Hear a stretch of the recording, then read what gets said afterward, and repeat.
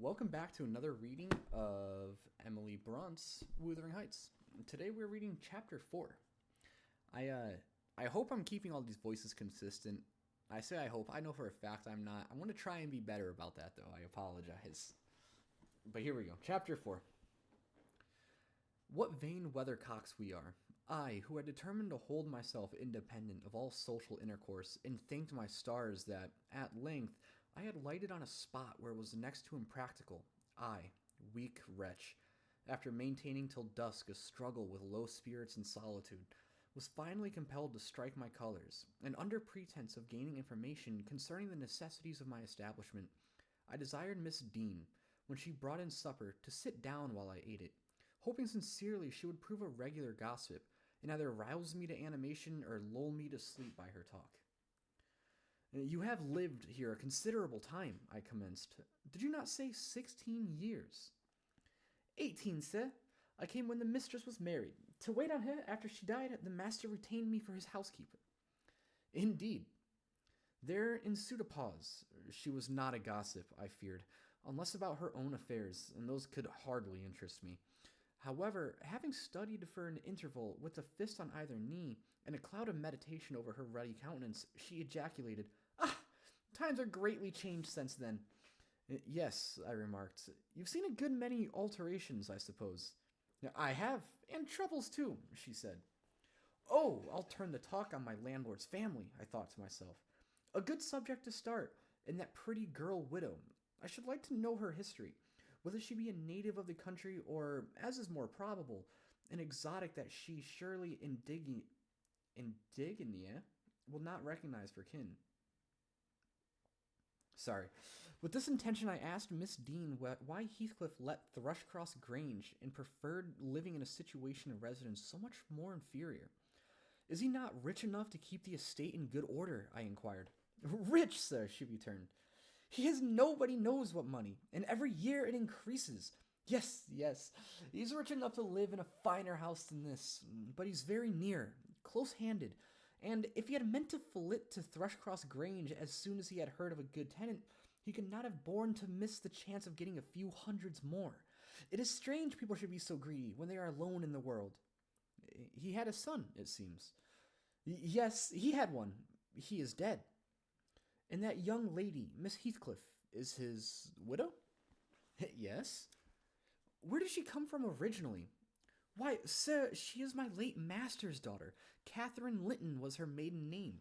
I nursed her, poor thing.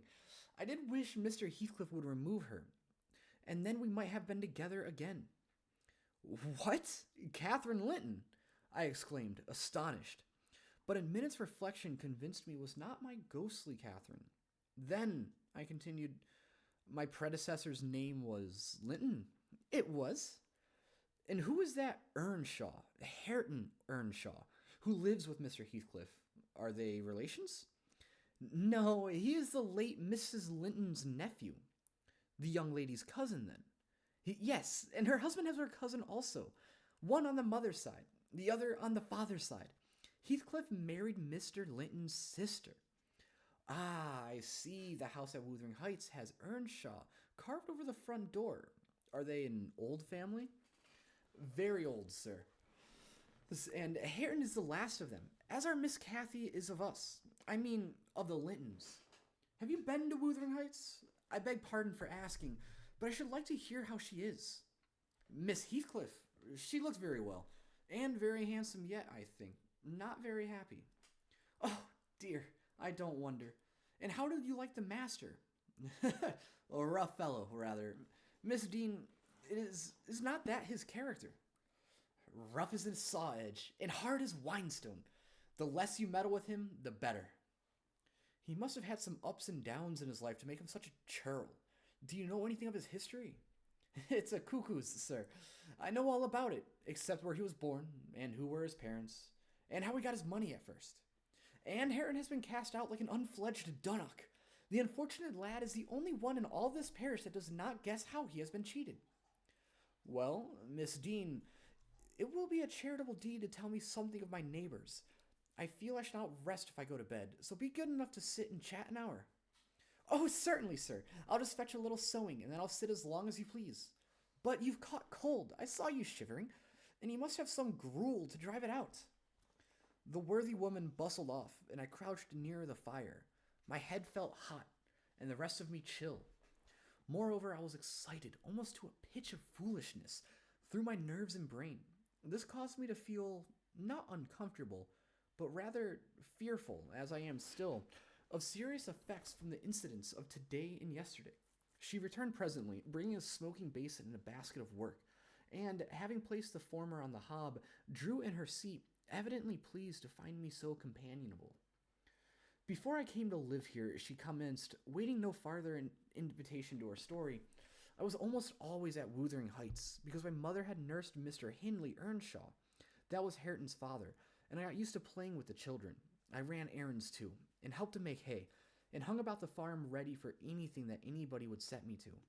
One fine summer morning, it was the beginning of harvest, I remember, Mr. Earnshaw, the old master, came downstairs, dressed for a journey, and, after he had told Joseph what was to be done during the day, he turned to Hindley and Kathy and me, for I sat eating my porridge with them, and he said, speaking to his son, "Now, my bony man, I'm going to Liverpool today. What shall I bring you?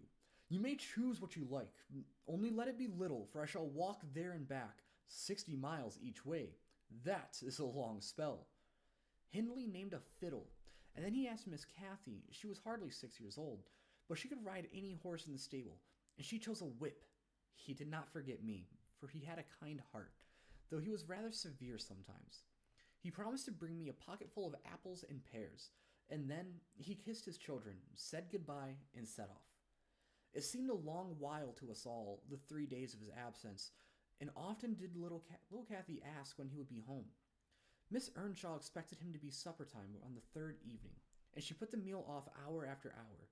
There were no signs of his coming, however, and at last the children got tired of running down to the gate to look. Then it grew dark. She would have had them to bed, but they begged sadly to be allowed to stay up, and just about 11 o'clock the door latch raised quietly, and in stepped the master. He threw himself into a chair, laughing and groaning, and bid them all stand off, for he was nearly killed. He would not have such another walk for the 3 kingdoms. "And at the end of it to be flighted to death," he said, opening his great coat, which he held bundled up in his arms. "See here, wife, I was never so beaten with anything in my life. But you must even take it as a gift of God, though it's as dark, although almost as if it came from the devil."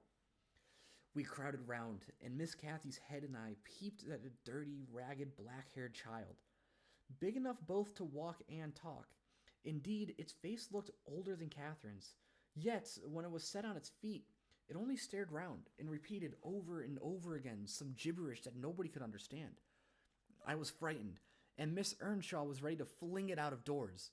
She did fly up, asking how we could fashion to bring that gypsy brat into the house, when they had their own bairns to feed and fend for, what he meant to do with it, and whether he were mad. The master tried to explain the matter, but he was really half dead with fatigue, and all that I could make out, amongst her scolding, was a tale of his seeing it starving and houseless and as good as dumb in the streets of Liverpool, where he picked it up and inquired for its owner. Not a soul knew to whom it belonged, he said, and his money and time being both limited, he thought it better to take it home with him at once than run into vain expenses there, because he was determined he would not leave it as he found it. Well, the conclusion was that my mistress grumbled herself calm, and Mr. Earnshaw told me to wash it and give it clean things, and let it sleep with the children. Hindley and Kathy contented themselves with looking and listening till peace was restored. Then both began searching their father's pockets for the presents he had promised them. The former was a boy of 14, but when he drew out what had been a fiddle, crushed to morsels in the great coat, he blubbered aloud. And Kathy, when she learned the master had lost her whip in attending on the stranger, showed her humor by grinning and spitting at the stupid little thing, earning for her pains a sound blow from her father to teach her cleaner manners. They entirely refused to have it in bed with them, or even in their room, and I had no more sense, so I put it on the landing of the stairs, hoping it might be gone on the morrow. By chance, or else attracted by hearing his voice, it crept to Mr. Earnshaw's door, and there he found it on quitting his chamber. Inquiries were made as to how it got there.